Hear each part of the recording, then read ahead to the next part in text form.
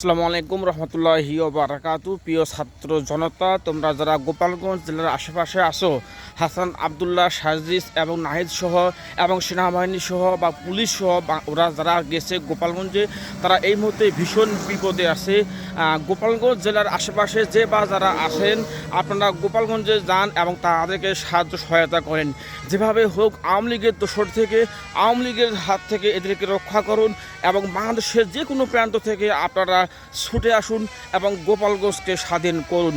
গোপালগঞ্জের অবস্থা ভীষণ খারাপ, বিশেষ করে ছাত্র জনতা যারা সেখানে আসেন, আপনারা খুব তাড়াতাড়ি খুব শীঘ্রই যেভাবে পারেন সাহায্য সহায়তায় এগিয়ে আসুন, আমাদের ভাইদেরকে প্রাণে বাঁচান।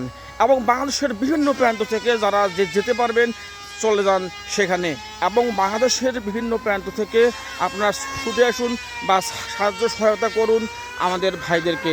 হাসনাত আবদুল্লাহ বা সাজিস এবং নাহিদদের কিছু হলে বাংলাদেশের যে কোনো প্রান্তে আওয়ামী লীগের দোষরদের কোনো স্থান থাকবে না ইনশাল্লাহ।